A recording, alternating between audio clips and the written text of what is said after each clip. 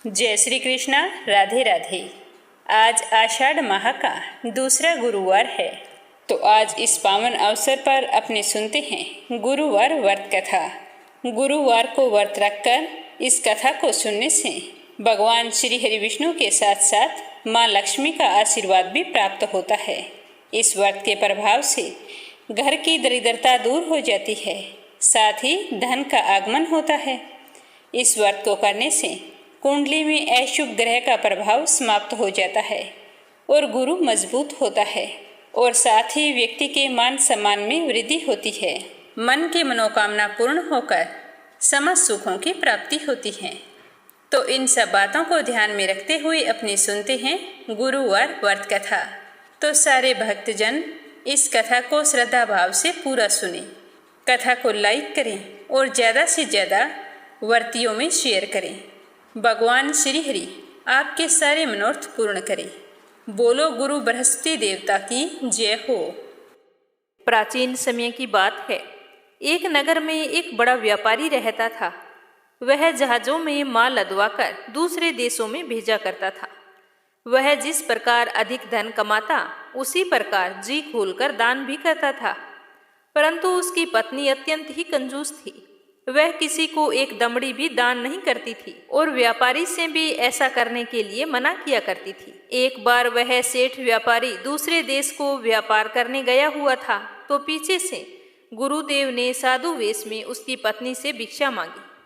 तो व्यापारी की पत्नी ने गुरुदेव से कहा कि साधु महाराज, मैं तो इस दान पुण्य से तंग आ गई हूँ। आप कोई ऐसा उपाय बताएं जिससे हमारा सारा धन नष्ट हो जाए और मैं आराम से रह सकूं। मैं इस तरह धन लूटता हुआ नहीं देख सकती। तो गुरुदेव ने कहा कि हे देवी, तुम बड़ी विचित्र हो।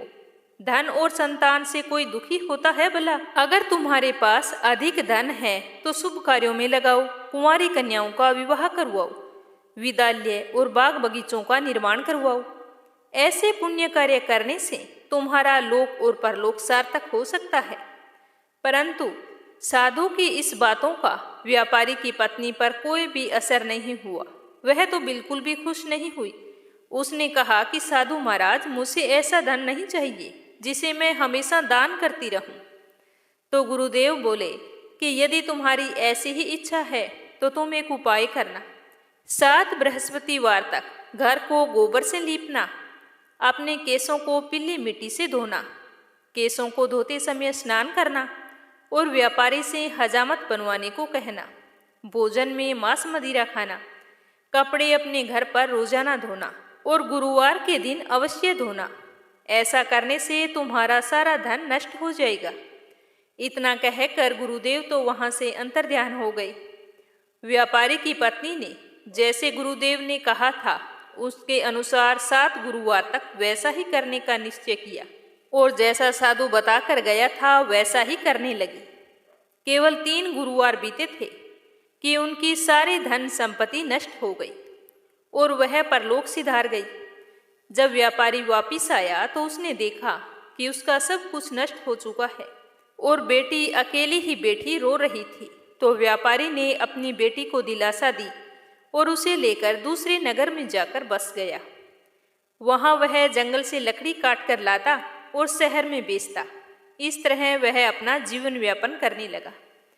एक दिन उस व्यापारी की बेटी ने अपने पिताजी से कहा कि पिताजी, मुझे तो दही खाना है। लेकिन व्यापारी के पास तो दही खरीदने के लिए पैसे नहीं थे। लेकिन वह अपनी बेटी को कह कर गया कि बेटा, मैं तुम्हारे लिए दही लेकर आऊँगा। ऐसा कहकर वो जंगल में लकड़ी काटने चला गया। वहाँ जाकर एक पेड़ के नीचे बैठकर अपनी पूर्व दिशा पर विचार करके रोने लगा। उस दिन गुरुवार था। तभी वहाँ पर गुरुदेव साधु के रूप में प्रकट हो गए और सेठ के पास आए और बोले कि हे मनुष्य, तू इस जंगल में किस चिंता में बैठा है? तब व्यापारी बोला कि हे महाराज, आप तो सब कुछ जानने वाले हैं। इतना कहकर व्यापारी ने अपनी सारी कहानी साधु महाराज को सुनाई और रो पड़ा। तो गुरुदेव बोले कि देखो बेटा, तुम्हारी पत्नी ने गुरुदेव का अपमान किया था, इसी कारण तुम्हारा यह हाल हुआ है। लेकिन अब तुम्हें किसी प्रकार का भय नहीं है। तुम चिंता मत करो। तुम गुरुवार के दिन बृहस्पति देव का व्रत करो। 2 पैसे के चने और गुड़ को लेकर जल के लोटे में शक्कर डालकर वह अमृत और प्रसाद अपने परिवार और सदस्यों तथा कथा सुनने वालों में बांट दो। स्वयं भी प्रसाद और चरणामृत को ले लेना, भगवान तुम्हारा अवश्य कल्याण करेंगे। तो साधु की बात सुनकर व्यापारी बोला कि हे महाराज, मेरे पास इतना धन नहीं है, मेरे पास तो इतने पैसे भी नहीं हैं कि मैं अपनी बेटी को दही लाकर दे सकूं। तो साधु बोले कि तुम लकड़ियां बेचने के लिए आज शहर में जाओगे तो तुम्हें लकड़ियों के दाम हमेशा से चौगुने मिलेंगे, जिससे तुम्हारे सारे कार्य सिद्ध हो जाएंगे। तो यह सुनकर लकड़हारा बना व्यापारी बहुत ही खुश हुआ। जल्दी जल्दी लकड़ियां काटी और शहर में बेचने के लिए चल पड़ा। उसकी लकड़ियां अच्छे दाम में बिक गई, जिससे उसने अपनी पुत्री के लिए दही लिया और गुरुवार की कथा हेतु चना और गुड़ लेकर कथा की और प्रसाद बांटकर स्वयं भी प्रसाद खाया। उसी दिन से उसके सभी कठिनाइयां दूर होने लगी। परंतु जैसे ही अगला गुरुवार आया तो वह तो व्रत करना भूल गया। अगले दिन वहां के राजा ने एक बड़े यज्ञ का आयोजन किया था। उसने पूरे नगर के लोगों के लिए भोज का आयोजन किया था। राजा की आज्ञा अनुसार पूरा नगर राजा के महल में भोजन करने के लिए गया, लेकिन व्यापारी व उसकी पुत्री थोड़ा विलंब से पहुंचे। अतः उन दोनों को राजा ने महल में ले जाकर भोजन करवाया। जब वो बाप बेटी दोनों भोजन कर रहे थे, उसी समय रानी वहां पर आई। रानी ने देखा कि उसका हार खूंटी पर नहीं है, वहां से गायब हो गया है। तो रानी को व्यापारी और उसकी बेटी पर शक हुआ और उसका हार उन दोनों ने ही चुराया है, यह कहकर राजा की आज्ञा से उन दोनों को कारावास की कोठरी में कैद कर दिया। कैद में पड़कर दोनों अत्यंत दुखी हुए। वहां उन्होंने बृहस्पति देवता का स्मरण किया तो गुरु बृहस्पति देव वहां पर प्रकट होकर व्यापारी को उसकी भूल का आभास कराया और उन्हें सलाह दी कि गुरुवार के दिन कैद खाने के दरवाजे पर तुम्हें 2 पैसे पड़े मिलेंगे। तुम उनसे चने और मुनक्का मंगवाकर विधि पूर्वक गुरुदेव का पूजन करना, तुम्हारे सारे दुख दूर हो जाएंगे। तो जैसे ही गुरुवार का दिन आया तो कैद खाने के द्वार पर उन्हें 2 पैसे पड़े मिले और उसी समय सड़क की ओर से एक महिला जा रही थी। तो व्यापारी ने उसे बुलाकर कहा कि आप मेरे लिए गुड़ और चना ला दो। तो व्यापारी की बात सुनकर वह स्त्री बोली कि मैं अपनी बहू के लिए गहने लेने के लिए जा रही हूँ, मेरे पास थोड़ा भी समय नहीं है। ऐसा कहकर वो चली गई। थोड़ी देर बाद वहां से एक और स्त्री निकली। तो व्यापारी ने उसे बुलाकर कहा कि बहन, मुझे गुरुवार की कथा करनी है, तुम मुझे 2 पैसे का गुड़ चना ला दो। तो गुरुदेव का नाम सुनकर वह स्त्री बोली कि भाई, मैं तुम्हें अभी गुड़ चना लाकर देती हूँ। उसकी आंखों से आंसू बह रहे थे। वो बोली कि मेरे तो इकलौता पुत्र था, वो भी मृत्यु को प्राप्त हो गया। मैं उसके लिए कफन लेने के लिए जा रही हूँ, उसके अलावा मेरा कोई भी सहारा नहीं है। लेकिन मैं पहले तुम्हारा काम करूँगी, उसके बाद अपने पुत्र के लिए कफन लाऊंगी। तो वह स्त्री रोती हुई बाजार से व्यापारी के लिए गुड़ और चना लेकर आई और फिर स्वयं भी गुरुदेव की कथा वहां पर श्रद्धापूर्वक सुनी। कथा समाप्त होने पर वह स्त्री कफन लेकर अपने घर गई। तो घर के लोग उसके पुत्र की लाश को राम नाम सत्य है कहते हुए शमशान की ओर ले जाने की तैयारी कर रहे थे। तो वह बोली कि मुझे अपने लड़के का मुख देख लेने दो। तो जैसे ही उसने अपने बेटे का मुंह देखा तो उसके मुंह में गुरुवार का प्रसाद और चरणामृत डाल दिया। प्रसाद और चरणामृत के प्रभाव से वह तो पुनः जीवित हो गया। तो वहां पर इकट्ठे हुए गांव के लोग सारे आश्चर्यचकित हो गए और सोचने लगे कि यह चमत्कार कैसे हुआ। तो उसने कहा कि यह तो सब कुछ गुरुदेव की वजह से हुआ है। और जो पहली स्त्री थी जिसने गुरुदेव का प्रसाद लाने के लिए व्यापारी को मना किया था, जब वह अपने पुत्र विवाह हेतु पुत्र वधू के गहने लेकर लौटी थी और जैसे ही उसका पुत्र घोड़ी पर बैठकर निकला था, वैसे ही घोड़ी ने ऐसी उछाल मारी कि उसका पुत्र घोड़ी से गिर गया और मृत्यु को प्राप्त हो गया। तो यह देखकर वह स्त्री रो रो कर गुरुदेव से क्षमा याचना कर रही थी। तो उसी समय उसकी याचना से गुरुदेव वहां पर साधु के वेश में पहुंच गए और कहने लगे कि देवी तुम्हें अधिक विलाप करने की आवश्यकता नहीं है। यह सब कुछ गुरुदेव का अनादर करने के कारण हुआ है। तुम अब वापिस जाकर मेरे भक्त व्यापारी से क्षमा मांगकर कथा सुनो, तभी तुम्हारी मनोकामना पूर्ण होगी। तो साधु के कहे अनुसार वह स्त्री जल्दी से जेल में गई और वहां जाकर व्यापारी से माफी मांगी और कथा सुनी।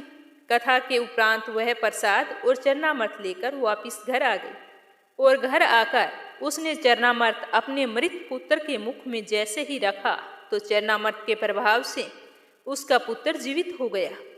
तो वह बृहस्पति देवता का धन्यवाद करने लगी और संकल्प लिया कि अब से मैं भी गुरुवार के व्रत किया करूंगी।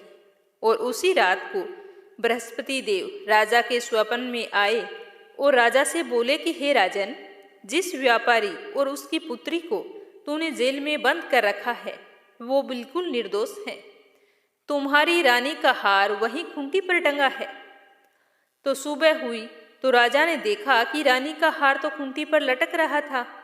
तो राजा ने उस व्यापारी को और उसकी बेटी को बुलाकर क्षमा मांगी और उन्हें आधा राज्य देकर और उसकी पुत्री का विवाह उच्च कुल में करवाकर खूब सारा दान दहेज हीरे जवाहरात दिए। इस तरह गुरुवार का व्रत करने से व्यापारी को अपना खोया हुआ मान सम्मान और धन दौलत पुनः प्राप्त हो गई। बोलो बृहस्पति देवता की जय हो। बोलो विष्णु भगवान की जय हो। एक बार श्री हरि विष्णु लक्ष्मी जी से बोले कि देखो लक्ष्मी, लोगों में कितनी श्रद्धा भक्ति बढ़ गई है। सारे लोग सारा दिन नारायण नारायण करते रहते हैं। तो भगवान श्री हरि विष्णु की बात सुनकर लक्ष्मी जी बोली कि आपको पाने के लिए नहीं, मुझे पाने के लिए लोगों में भक्ति बढ़ गई है। तो लक्ष्मी जी की बात सुनकर श्री हरि विष्णु हंसते हुए कहने लगे कि लक्ष्मी, अगर आपके लिए लोगों में इतनी भक्ति बढ़ गई है तो वो नारायण नारायण क्यों करते हैं, लक्ष्मी लक्ष्मी का जाप क्यों नहीं करते हैं।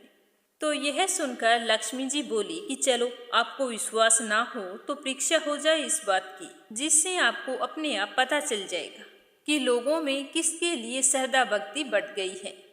तो श्री हरि विष्णु भगवान ने एक ब्राह्मण का रूप धारण करके एक गांव में चले गए और वहां जाकर एक घर का दरवाजा खटखटाया।